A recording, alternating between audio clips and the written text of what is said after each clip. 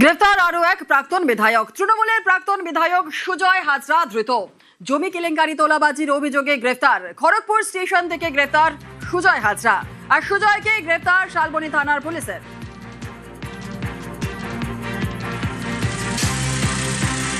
যেমনটা আপনাদের বলছিলাম, গ্রেফতার আরও এক প্রাক্তন বিধায়ক। তৃণমূলের প্রাক্তন বিধায়ক সুজয় হাজরা ধৃত। জমি কেলেঙ্কারি তোলাবাজির অভিযোগে গ্রেফতার। খড়গপুর স্টেশন থেকে গ্রেফতার সুজয় হাজরা। সুজয়কে গ্রেফতার শালবনী থানার পুলিশের।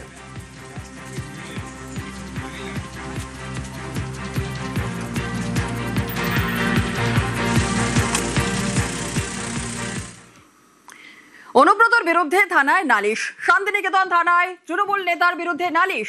অনুব্রত সহ 3 জনের বিরুদ্ধে অভিযোগ।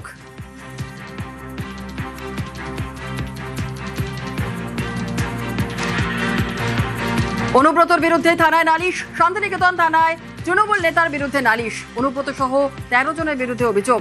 ভোট পরবর্তী হিংসার অভিযোগ অনুব্রতর বিরুদ্ধে। ইটভাটা থেকে 3 লক্ষ ইট চুরির অভিযোগ। থানায় লিখিত অভিযোগ ইটভাটা মালিকের।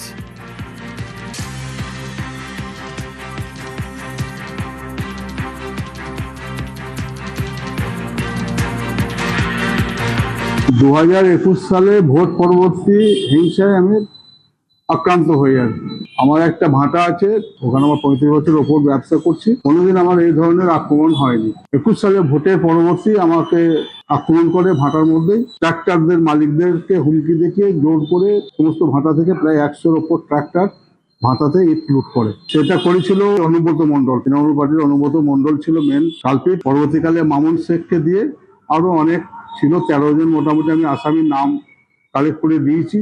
এফআইআর করা হয়েছে, দেখা যাক কি করে।